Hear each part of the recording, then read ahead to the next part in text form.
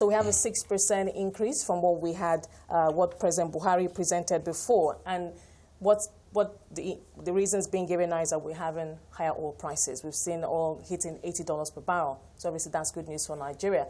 We've spoken to a couple of analysts, and they tell us that compared to the size of our GDP, 6% it's no big deal. Yes, you see, sometimes we overstate the importance or materiality of the federal government budget.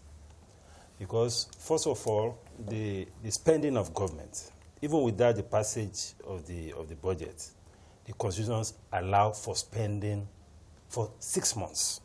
At least 50% of the budget. 50% of the budget, for 6 months, or until the budget is passed, whichever comes earlier.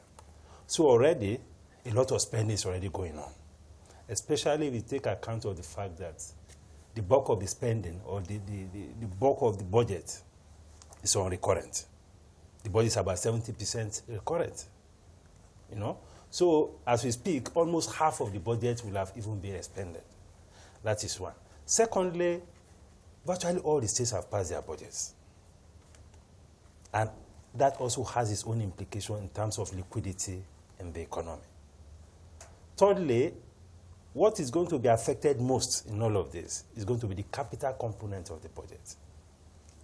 The overhead, the recurrent, all those spending will still continue, whether the budget is passed or not. So we are going to have challenges with capital budget implementation, and that has been a recurring thing anyway. At best, sometimes you have 30%, 50%, 40% capital budget implementation. So these are some of the key implications. As to the increase, we have said it's a no-brainer. The oil price is now 80, and coming from where we were in terms of when the budget was presented, it's a dramatic increase.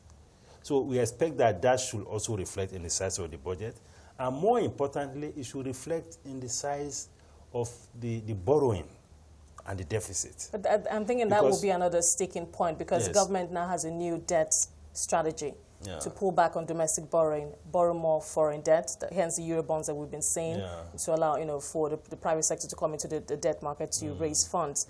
So I'm thinking to myself, will the additional increase in oil prices, would that be enough for us if we do compute the numbers? And another concern is, can we move fast enough? Because the oil market is volatile. It's $80 today per barrel. Doesn't mean it's going to be $80 per barrel or $79 per barrel 2 weeks from now. So that's an opportunity, obviously, for us. But can we take advantage of that opportunity? Of course we can. Because even as it is, there's a major component of domestic debt.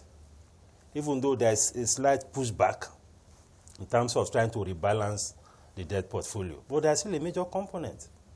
And the cost of servicing debt is still huge, even though there has been some reduction in TBs and all of that. But it's still a big burden. So it will be necessary to take advantage of this moment to reduce the debt burden, the debt service responsibilities and all of that, and reduce the deficit. Because all these things also have implications for the stability of the macroeconomy.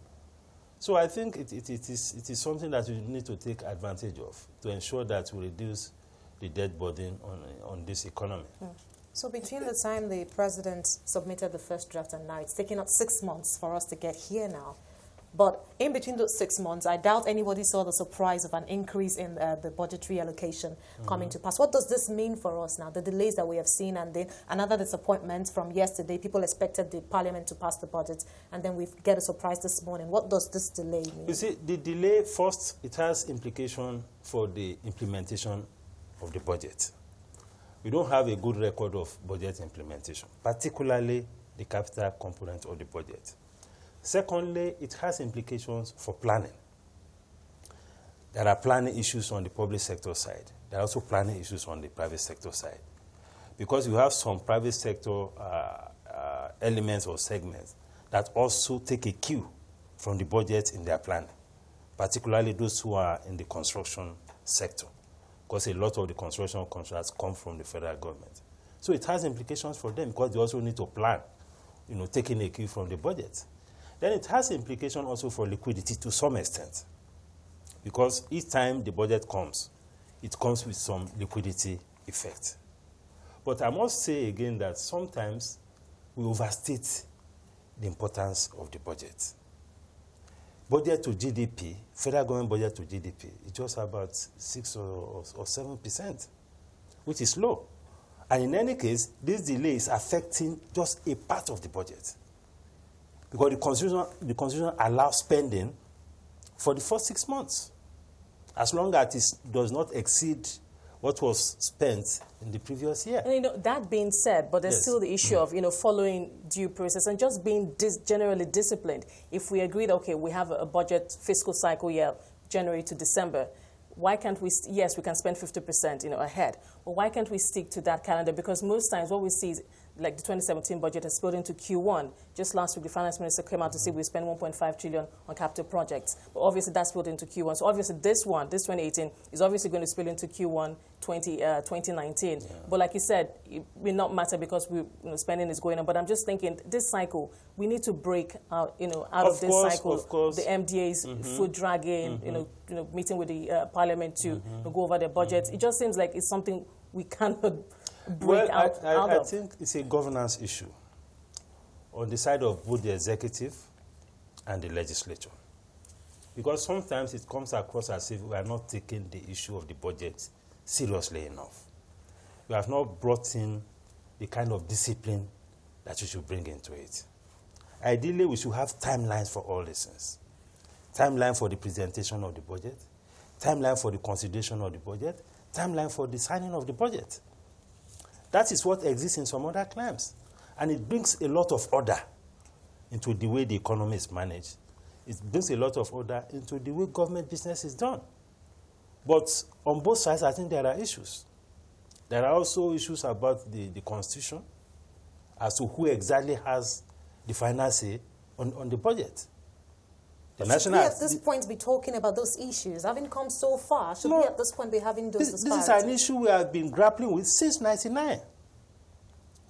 Since 1999, because a lot of times the executive will say, okay, I've given the budget, what the National Assembly gave back was not what I gave to the National Assembly.